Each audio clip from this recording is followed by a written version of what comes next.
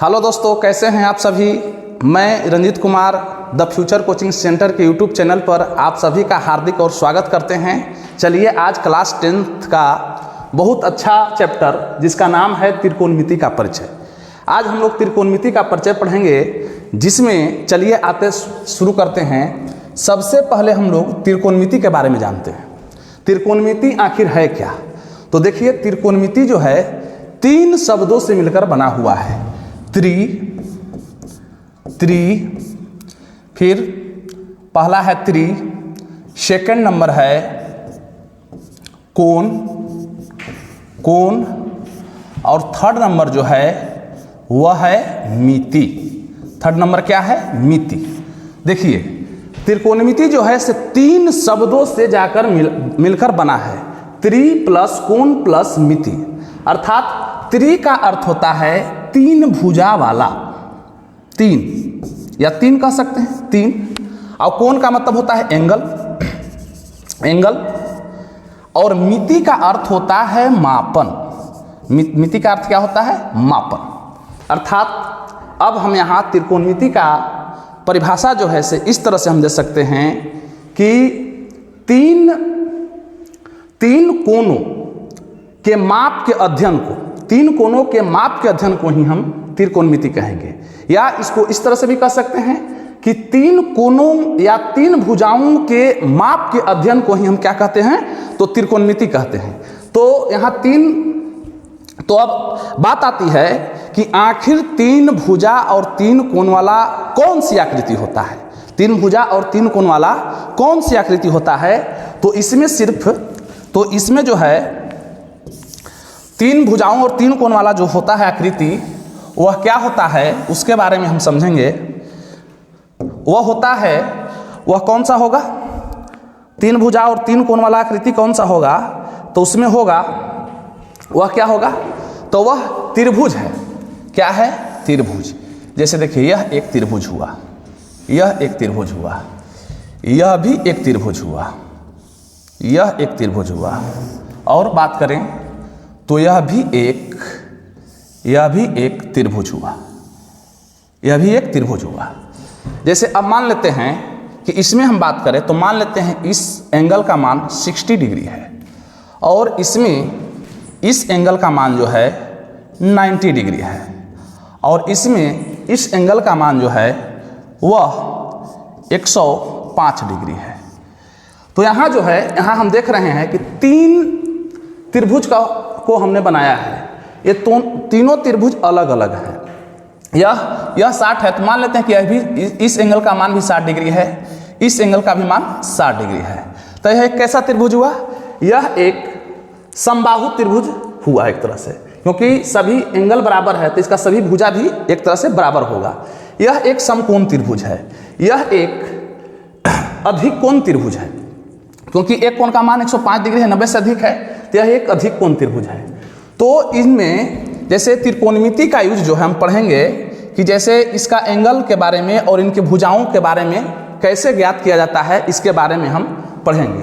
तो class 10th में हम लोग को जैसे त्रिकोणमिति का यूज करके इस समबाहु त्रिभुज के भुजा और कोण का माप ज्ञात कर सकते हैं। यह अधिक कोण त्रिभुज में भी किसी भी टाइप का त्रिभुज रहे, किसी भी टाइप के त्रिभुज का हम एंगल और भुजाओं की माप जो है से हम त्रिकोणमिति का यूज करके ज्ञात कर सकते हैं। लेकिन हम लोगों को क्लास 10th में मेन रूप से जो है, हम लोग क्लास 10th में जो है मुख्य रूप से हम लोग को इस समकोण त्रिभुज के बारे में पढ़ना है। क्लास 10th में किसके बारे में पढ़ना है? मुख्य रूप से हम लोग को समकोण त्रिभुज के बारे में पढ़ना है। और समकोण त्रिभुज में हम जानेंगे कि इसका एंगल क्या होगा, इसका भुजा का मान कैसे ज्ञात करेंगे। इसका यूज हम लोग मेन रूप से क्लास 10th में पढ़ेंगे। और बाकी इन भुजाओं का, त्रिकोणमिति का यूज करके ये नहीं है कि सिर्फ हम समकोण त्रिभुज का ही भुजा और एंगल का मान ज्ञात करेंगे। इसका यूज करके अन्य त्रिभुज का, जितने तरह के त्रिभुज होगा उन सारे त्रिभुजों का एंगल और भुजा के माप ज्ञात कर सकते हैं। लेकिन हम लोग ये जो है, और मुख्य रूप से हम लोग को क्लास 10th में सिर्फ समकोण त्रिभुज के बारे में, भुजा और कोण के बारे में पढ़ना है। बाकी अन्य जो है से ये जैसे समबाहु, अधिक कोण, ये सब जो त्रिभुज है, अन्य त्रिभुज है, उसका यूज हम क्लास 11-12 में पढ़ेंगे।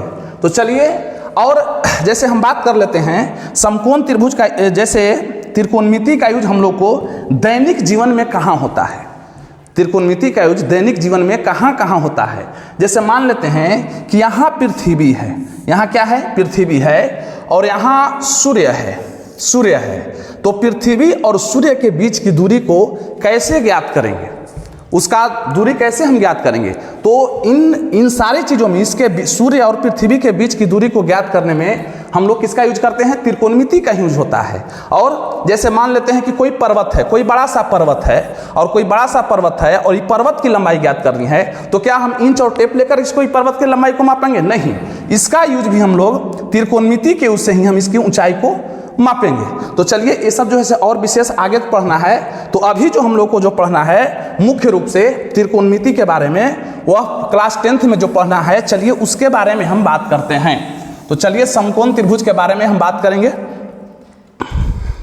समकोण त्रिभुज के बारे में हम मुख्य रूप से इसमें पढ़ना है। तो चलिए आइए हम बात करते हैं समकोण त्रिभुज की, हम बात करते हैं समकोण त्रिभुज की। तो देखिए, ये हमारा एक समकोण त्रिभुज हुआ, जिसमें जैसे मान लेते हैं कि ए, बी और सी, यह एक समकोण त्रिभुज है जिसका कोण बी जो है से 90 डिग्री होगा, 90 डिग्री है। तो 90 डिग्री के सामने के भुजा को हम लोग कर्ण कहते हैं। क्या कहते हैं? कर्ण कहते हैं। कर्ण अर्थात हाइपोटेनस, और कर्ण कहते हैं। 90 डिग्री के सामने की भुजा को क्या कहते हैं? कर्ण कहते हैं। तो बात कर रहे हैं हम कि 90 डिग्री के सम्मुख भुजा को, जो 90 डिग्री के सामने होगा, वो हमेशा कर्ण कहलाएगा। क्या कहलाएगा? कर्ण कहलाएगा। और सबसे बड़ी विशेषता यह है कि समकोण त्रिभुज की सबसे बड़ी भुजा जो होती है वह कर्ण होता है। सबसे बड़ी भुजा कौन होता है? कर्ण होता है। तो यहां पर हम बात कर रहे हैं एसी भुजा जो है, एसी भुजा जो है वह जो है से कर्ण हुआ। एसी क्या हुआ? कर्ण हुआ। अब बात आती है आधार और लंब की। तो आधार और लंब की बात आती है।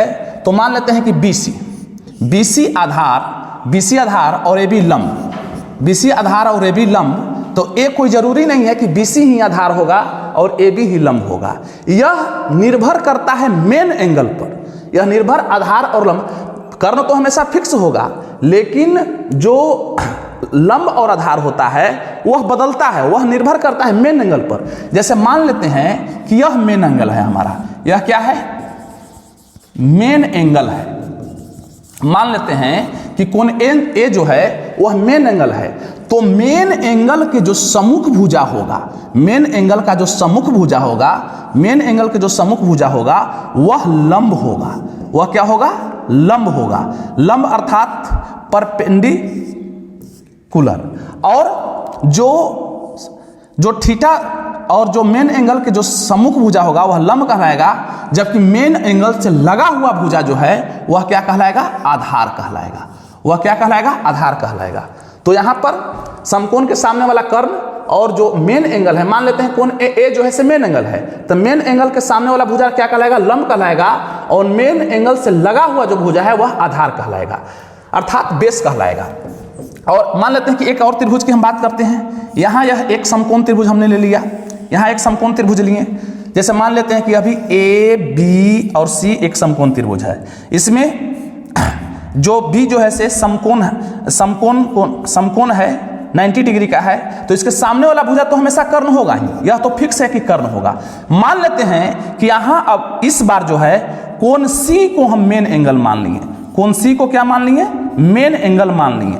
कोण सी को हम मेन एंगल माने। तो मेन एंगल के सम्मुख भुजा जो होगा, मेन एंगल का सम्मुख जो भुजा जो होगा वह क्या हो जाएगा? लंब होगा। यह क्या हो जाएगा? लंब होगा। जबकि मेन एंगल से लगा हुआ जो भुजा होगा वह क्या होगा? आधार होगा। वह क्या होगा? आधार होगा। अर्थात समकोण त्रिभुज में सबसे बड़ी बात हम लोग समझें कि किसी भी समकोण त्रिभुज का जो है से समकोण के सामने वाली भुजा कर्ण कहलाएगा। बाकी आधार और लंब का मान बदलता है, वह निर्भर करेगा मेन एंगल पर। वह निर्भर करेगा किस पे, मेन एंगल पर। मेन एंगल के सम्मुख भुजा, मान लेते हैं कि यह त्रिभुज, यहां हम बात किए यह समकोण त्रिभुज है जिसका बीच कोण समकोण है, तो समकोण के सामने वाला भुजा तो कर्ण होगा ही, लेकिन आधार और लंब निर्भर करता है मेन एंगल पर। तो मान लेते हैं कि कोण ए को हम मेन एंगल माने यहां, तो मेन एंगल के सम्मुख भुजा जो होगा वह लंब होगा, जबकि मेन एंगल से लगा हुआ जो संलग्न भुजा होगा वह आधार होगा। जैसे इस त्रिभुज में हम मान लिए कि मेन एंगल सी है, तो कर्ण तो हमेशा फिक्स होगा ही, कर्ण हमेशा फिक्स रहेगा। समकोण का सम्मुख भुजा, समकोण के सम्मुख भुजा ही कर्ण कहलाएगा, जबकि मेन एंगल के सम्मुख भुजा, मेन एंगल के मेन, तो ये जो है इसमें हम माने यह मेन एंगल है, तब मेन एंगल का सम्मुख भुजा लंब कहलाएगा, जबकि मेन एंगल से लगा हुआ भुजा जो है से क्या कहलाएगा, आधार कहलाएगा। तो चलिए अब बात करते हैं, जैसे यहां हम एक त्रिभुज बनाते हैं, मान लेते हैं कि यहां एक हम समकोण त्रिभुज बनाते हैं, यह एक समकोण त्रिभुज हुआ जिसका कोण मान लेते हैं पी क्यू और आर। पी क्यू आर एक समकोण त्रिभुज है जिसका कोण क्यू क्या है, समकोण है, तो ये तो फिक्स है कि कर्ण होगा, यह क्या होगा, कर्ण होगा।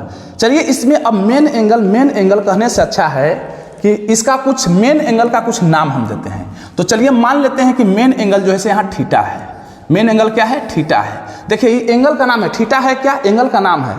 यहाँ थीटा के जगह पर कुछ भी नाम दिया जा सकता है, थीटा की जगह पर एक्स भी मिल सकता है आपको, वाई भी मिल सकता है, जेड भी मिल सकता है, ए भी मिल सकता है, बी भी मिल सकता है, सी भी मिल सकता है, लेकिन अधिकतर केस में देखा जाता है कि जो मेन एंगल जो है उसको थीटा से सूचित करते हैं। तो मान लेते हैं कि यह क्या है, थीटा है, यह क्या है, यह थीटा है, यह मेन एंगल को क्या मान लिए, मेन एंगल को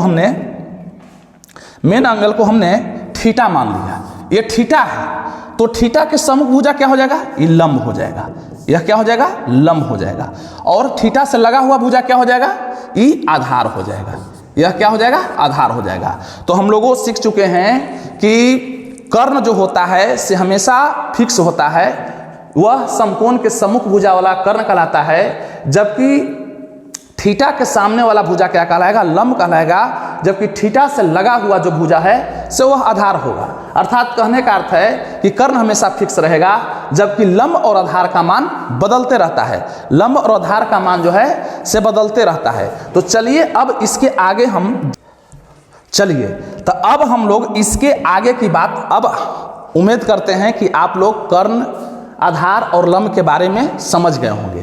तो चलिए इसमें एक अब आगे चलते हैं।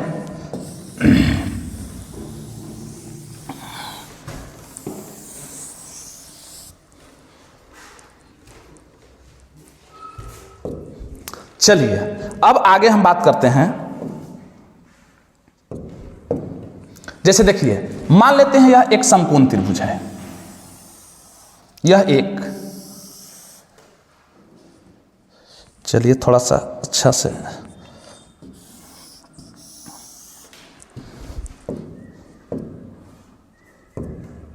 मान लेते हैं कि यह एक समकोण त्रिभुज है, हमने यह एक समकोण त्रिभुज बनाया। मान लेते हैं कि ए, बी और सी, ए, बी और सी एक समकोण त्रिभुज है जिसका कोण बी जो है से समकोण है, 90 डिग्री है, और यहाँ पर हम मान लेते हैं कि थीटा कोण सी है। थीटा क्या है, कोण सी है। यहाँ नाम दे सकते हैं, कुछ भी नाम हो सकता है, लेकिन सामान्य रूप से थीटा ही देखा जाता है। तो यहाँ आप लोग बताइए यहाँ क्या होगा, तो समकोण के सामने वाला क्या होगा, ये कर्ण होगा, हाइपोटेनस होगा, क्या होगा, कर्ण होगा, जबकि थीटा के सम्मुख भुजा क्या होगा, लंब होगा। थीटा के सामने वाला लंब होता है, तो यह लंब हो जाएगा, अर्थात परपेंडिकुलर हो जाएगा, और ये थीटा से लगा हुआ भुजा जो क्या होगा, आधार होगा, अर्थात बेस होगा। तो चलिए इसमें जो है हम लोग को मुख्य रूप से तीन फार्मूला होता है, जैसे पाइथागोरस प्रमेय यहाँ पर यूज होता है। जैसे कर्ण का स्क्वायर जो होता है, याद रखना इसको, कर्ण का स्क्वायर जो होता है वह होता है लंब के स्क्वायर, लंब का स्क्वायर प्लस आधार के स्क्वायर के बराबर होता है। इसी को हम क्या किस नाम से जानते हैं, तो इसी को हम पाइथागोरस प्रमेय के नाम से जानते हैं। तो इसको ये दिमाग में रखना है कि कर्ण का स्क्वायर जो होता है वह लंब के स्क्वायर और आधार के स्क्वायर के बराबर होता है। अर्थात जैसे मान लेते हैं लंब और आधार दे दिया जाए तो कर्ण हम इसके इस फॉर्मूला के माध्यम से निकाल सकते हैं। इसमें दूसरी जब बात करेंगे, जैसे मान लेते हैं कि लंब की मान, लंब जो होता है, लंब का जो स्क्वायर होता है वह जो है से वह कर्ण का स्क्वायर, कर्ण के स्क्वायर माइनस आधार का स्क्वायर होता है। लंब का स्क्वायर बराबर जो होता है वह कर्ण के स्क्वायर माइनस आधार के स्क्वायर के बराबर होता है। अब तीसरी जो हम बात करेंगे वह है आधार का स्क्वायर। आधार का स्क्वायर जो बराबर होता है वह जो होता है वह कर्ण का स्क्वायर माइनस लंब के स्क्वायर के बराबर होता है। तो इन तीनों फार्मूला को दिमाग में रखना है ना, कि कर्ण का जो स्क्वायर है अर्थात हाइपोटेनस का जो स्क्वायर जो होता है वह परपेंडिकुलर स्क्वायर प्लस बेस के आधार के बराबर होता है, योग के बराबर होता है। जबकि लंब के स्क्वायर जो होता है वह कर्ण के स्क्वायर माइनस आधार स्क्वायर के बराबर होता है, जबकि आधार स्क्वायर जो होता है वह कर्ण के स्क्वायर माइनस लंब के स्क्वायर के बराबर होता है। तो चलिए इन सारी चीज़ों को अब हमको, जैसा कि उम्मीद है कि आप समझ चुके होंगे, अब चलिए हम इसके आगे जब हम बात करेंगे, अब हम लोगों को समझना है त्रिकोणमितीय अनुपात के बारे में। अब किसके बारे में समझना है हम लोगों को? अब समझना है हम लोगों को त्रिकोणमितीय अनुपात के बारे में। अब हम लोग को समझना है त्रिकोणमितीय अनुपात के बारे में। तो चलिए हम लोग सबसे पहले हेडिंग लगाते हैं, सबसे पहले हेडिंग लगा लेते हैं त्रिकोणमितीय अनुपात। त्रिकोणमितीय अनुपात, त्रिकोणमितीय अनुपात। तो चलिए त्रिकोणमितीय अनुपात के बारे में सबसे पहले अनुपात के बारे में समझें हम लोग। तो अनुपात, जैसे मान लेते हैं कि यहाँ हम x 2/5 लिख दिए, 2/5 लिखें तो यह क्या हुआ, इसको हम लिख सकते हैं 2:5। यह अनुपात का चिन्ह है। 2/5 मतलब क्या हुआ, 2/5 का मतलब क्या हुआ, 2:5, इसी को हम लिख सकते हैं। जैसे मान लेते हैं कि जैसे मान लेते हैं कि यहाँ एक समकोण त्रिभुज है, यहाँ एक समकोण त्रिभुज है जिसमें कोण, मान लेते हैं कि ABC एक समकोण त्रिभुज है जिसका कोण भी समकोण है। मान लेते हैं कि यहाँ 5 सेंटीमीटर, यहाँ 4 सेंटीमीटर, यहाँ 3 सेंटीमीटर है। यह एक समकोण त्रिभुज है। तो इसमें यदि आपसे कह दे कि, और यहाँ मान लेते हैं कि यहाँ थीटा है, तो यदि इसमें यहाँ कह दे कि जो है से लंब और आधार का अनुपात बताइए, लंब और आधार का अनुपात बताइए, तो लंब क्या है, तो हम जानते हैं कि थीटा के सम्मुख भुजा लंब होता है, तो AB, और बटे आधार क्या है, तो BC। यानी कि हम इसको कह सकते हैं AB का मान कितना हुआ 3 सेंटीमीटर, जबकि BC का मान कितना हुआ 4 सेंटीमीटर। यानी कि इसको हम का सेंटीमीटर कट जाएगा, यानी कि इसको हम कह सकते हैं 3। इसको हम क्या बोल सकते हैं, इसको हम बोल सकते हैं 3:4। अर्थात अनुपात के बारे में आप समझ चुके हैं। तो यहाँ हम लोग को ये अनुपात नहीं पढ़ना है, बल्कि हम लोग को पढ़ना है त्रिकोणमितीय अनुपात, त्रिकोणमितीय अनुपात। तो चलिए हम बात करते हैं त्रिकोणमितीय अनुपात के बारे में। हम बात करते हैं त्रिकोणमितीय अनुपात। यहाँ पढ़ना क्या है, हम लोग को पढ़ना है त्रिकोणमितीय अनुपात।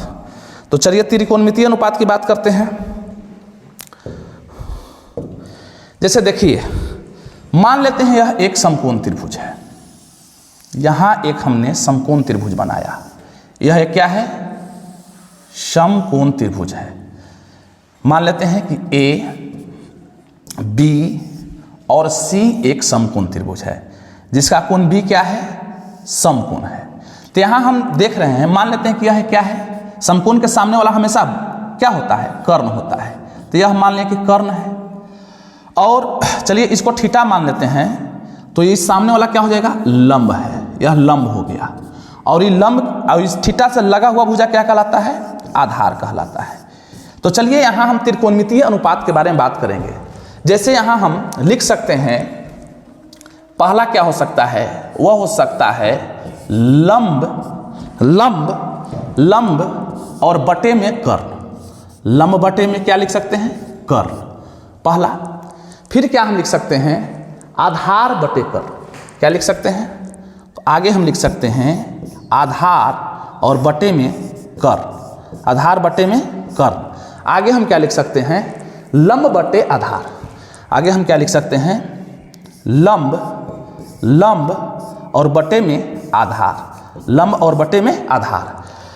अब जो है से जस्ट इसका विपरीत क्या हम लिख सकते हैं, हम लिख सकते हैं कर्ण और बटे में लंब। कर्ण और बटे में क्या लिख सकते हैं, लंब। उसी तरह से क्या लिख सकते हैं, कर्ण कर्ण और बटे में आधार। उसी तरह से आगे क्या हम लिख सकते हैं, आधार आधार और बटे में लंब। आधार और बटे में लंब। कहने का अर्थ है कि त्रिकोणमितीय समकोण त्रिभुज में भुजाओं का जो अनुपात होगा, अर्थात जो त्रिकोणमितीय अनुपात जो होगा उसको हम 6 तरह से लिख सकते हैं।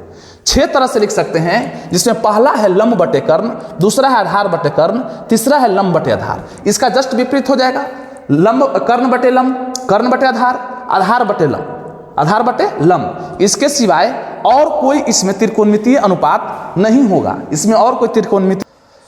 तो चलिए देखिए, यहां पर हम देख रहे हैं कि अभी हम लोगों ने समझा कि त्रिकोणमितीय अनुपात को 6 तरह से लिख सकते हैं। कितने तरह से लिख सकते हैं, 6 तरह से लिखते हैं। तो यहां जो है पहला जो आया, जो पहला है वह है लंब बटे कर्ण, अर्थात लंब बटे कर्ण को क्या कहेंगे, तो लंब बटे कर्ण को ही साइन कहते हैं। लंब बटे कर्ण को क्या कहते हैं, साइन कहते हैं। कहने का अर्थ है कि साइन, साइन जो है एक ग्रीक शब्द है। साइन क्या है, कोसाइन क्या है, टेंजेंट क्या है, एक ग्रीक शब्द है। यहां पर किसी भी कोई भी नाम लिखा जा सकता है। कहने का अर्थ है कि लंब बटे कर्ण का कुछ भी नाम लिखा जा सकता है, लेकिन यहां पर जो है मुख्य रूप से त्रिकोणमिति में यूज जो है से जहां पर इसका मैथमेटिशियन ने जिसका जहां आविष्कार किया वहां पर इसको साइन ही कहा, इसलिए लंब बटे कर्ण को ही क्या कहेंगे, साइन कहते हैं। साइन क्या है, नाम है। कहने का अर्थ है कि लंब और कर्ण के अनुपात को क्या कहेंगे, साइन कहेंगे। जबकि आधार बटे कर्ण को क्या कहेंगे, कोसाइन कहेंगे। जबकि लंब बटे आधार को क्या कहेंगे, टेंजेंट कहेंगे। उसी तरह से कर्ण बटे लंब को क्या कहेंगे, कोसेकेंट कहेंगे। उसी तरह से कर्ण और आधार के अनुपात को क्या कहेंगे, सेकेंड कहेंगे। उसी तरह से आधार और लंब के अनुपात को कोटजेंट कहेंगे, कोट। इस तरह से हम लोगों ने आधार और लंब को क्या कहेंगे, कोटेंजेंट कहेंगे। क्या कहेंगे, कोटेंजेंट, कोटेंजेंट। तो इस तरह से हम लोगों ने समझा कि लंब बटे कर्ण को साइन, आधार बटे कर्ण को कोसाइन, जबकि लंब बटे आधार को टेंजेंट। उसी तरह से कर्ण और लंब के अनुपात को कोसेकेंट। उसी तरह से कर्ण और आधार के अनुपात को सेकेंट। उसी तरह से आधार और लंब के अनुपात को कोटेंजेंट कहते हैं। तो चलिए इस जो है से अब जो है इसका शॉर्ट नाम है। क्या इतना बड़ा बड़ा नाम रखना जो है सही होगा, नहीं। तो इसका जो है से उचित रूप से इस साइन को इस रूप में लिखा जाता है। क्या बोलते हैं, थोड़ा सा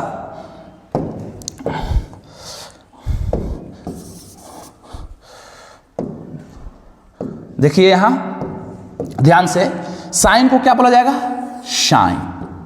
साइन कोसाइन को क्या कहा जाता है, कॉस। इस शॉर्ट नाम हुआ। इसी तरह से टेंजेंट को क्या कहा जाता है, टैन। उसी तरह से कोसेंट को क्या कहेंगे, कॉसेक, कॉसेक। उसी तरह से सेकेंड को क्या कहेंगे, सेक। उसी तरह से कोटेंजेंट को क्या कहेंगे, कोटेंजेंट को क्या कहेंगे, कॉट।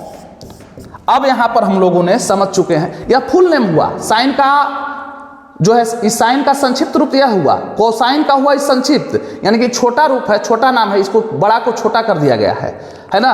तो चलिए अब यहां तक हम लोगों ने समझ। अर्थात कहने का अर्थ है कि जब भी आपसे पूछे कि साइन थीटा बराबर क्या, साइन जैसे साइन है, साइन क्या है, तो लंब और कर्ण के अनुपात को साइन कहेंगे। जबकि कॉस क्या है, तो आधार और कर्ण के अनुपात को कॉस कहेंगे। टेन क्या है, तो लंब और आधार के अनुपात को टेन कहेंगे। उसी तरह से कौसेक क्या है, तो कर्ण और लंब के अनुपात को कौसेक कहेंगे। उसी तरह सेक क्या है, तो कर्ण और आधार के अनुपात को सेक कहेंगे। उसी तरह से कोट क्या है, तो आधार और लंब के अनुपात को कोट कहेंगे। तो यहाँ यह त्रिकोणमितीय अनुपात हम लोगों ने अब तक सीख चुका है। चलिए अब आइए, तो अब हम लोग यहाँ पर समझ चुके हैं कि साइन क्या है, कॉस क्या है, टेन क्या है, कोसेक क्या है, सेक क्या है, कोट क्या है। तो चलिए अब हम इसके आगे हम समझेंगे। चलिए अब आगे हम इसके बात करेंगे।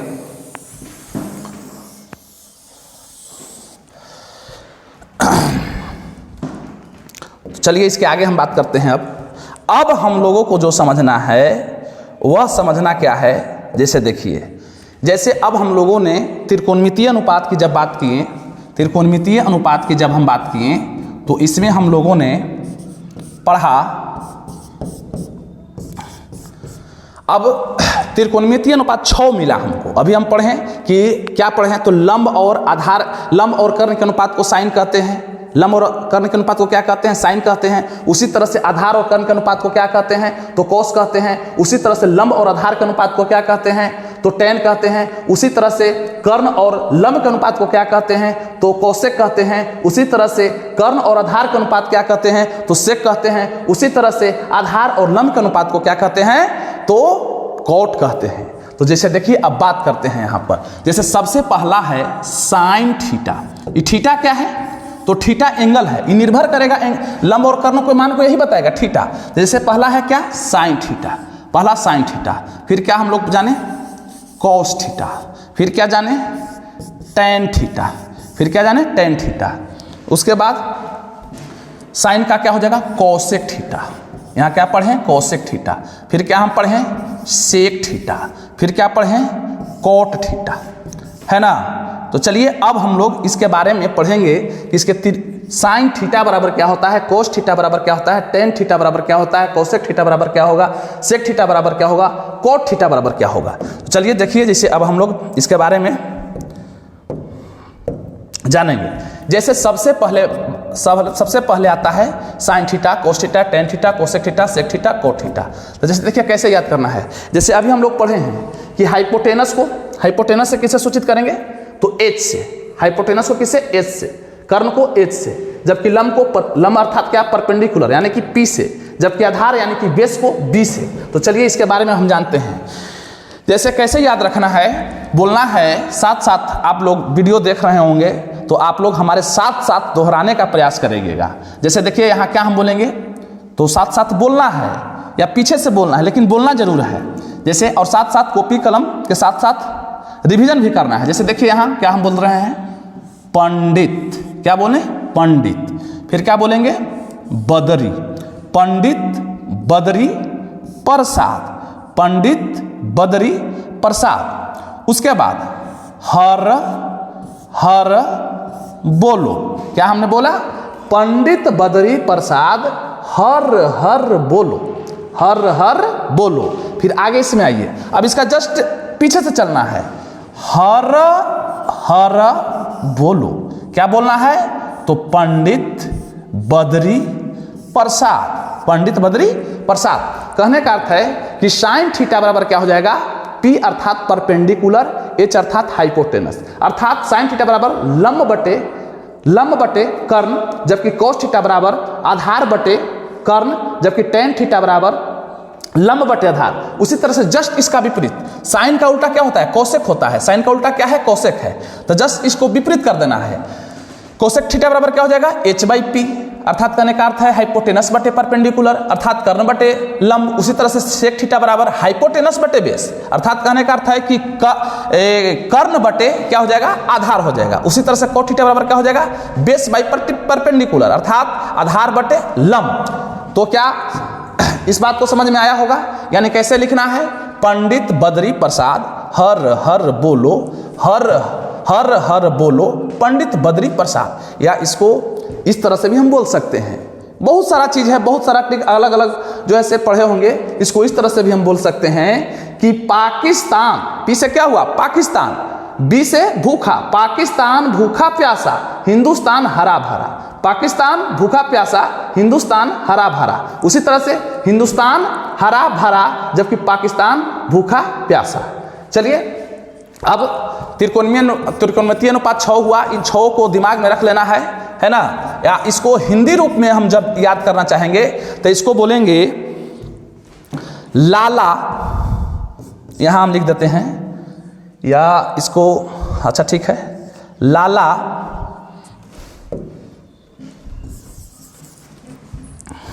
क्या हम बोल सकते हैं, ध्यान दीजिएगा, बोल सकते हैं लाला चलिए तो देखिए इसको, इसका जो है इस तरह से हम याद कर सकते हैं। क्या याद कर सकते हैं कि इस तरह से भी हम ध्यान में रख सकते। देखिए इसको इस तरह से भी हम कह सकते हैं कि क्या बोल सकते हैं कि लाला, पूरा लिख देते हैं। चलिए, लाला आम लाया, लाला आम लाया, कच्चा कच्चा कच्चा आम। कच्चा कच्चा आम। तो चलिए देखिए इसको कैसे याद रखना है। लाला आम लाया कच्चा कच्चा आम, कहने का अर्थ है ऊपर लिख देते हैं साइन थीटा। जैसे यहाँ क्या हो जाएगा, यहाँ होगा लाला, लाल लिखा गया था लाला, लाला आम लाया कच्चा कच्चा आम। यहाँ साइन थीटा, यहाँ हम लिखेंगे क्या कॉस थीटा, यहाँ क्या लिखेंगे टेन थीटा।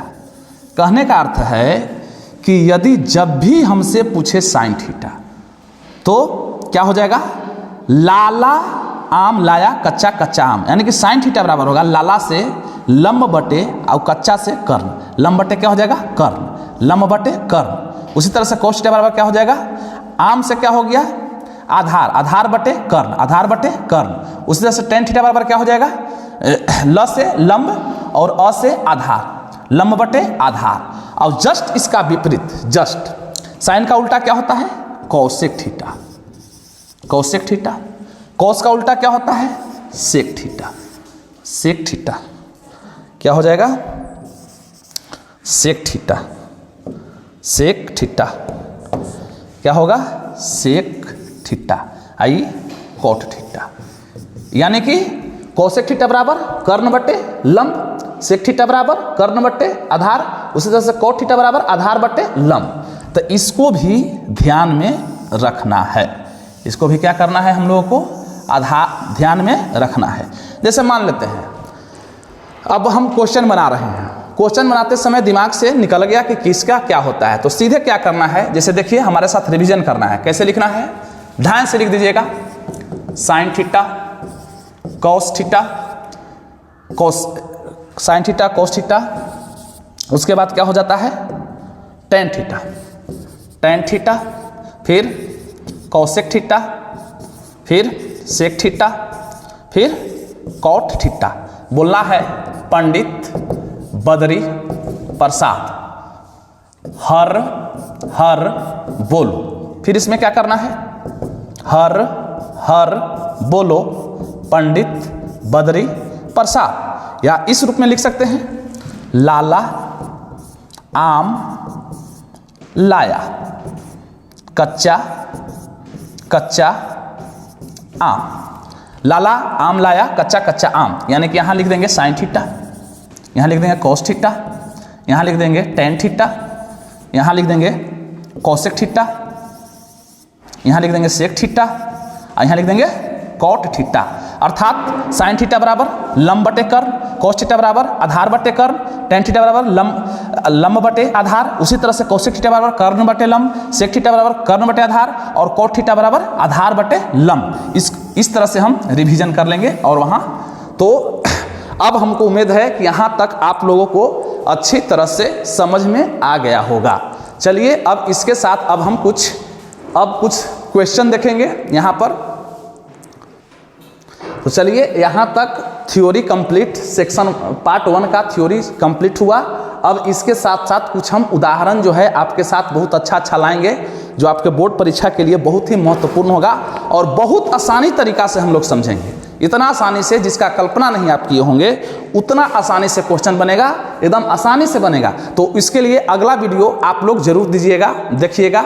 हम पूरा अपने तरफ से कोशिश करेंगे कि आप लोगों को खूब अच्छी तरह से समझ में आए। चलिए बस अब अगला वीडियो मिलेंगे, तब तक के लिए जय हिंद जय भारत।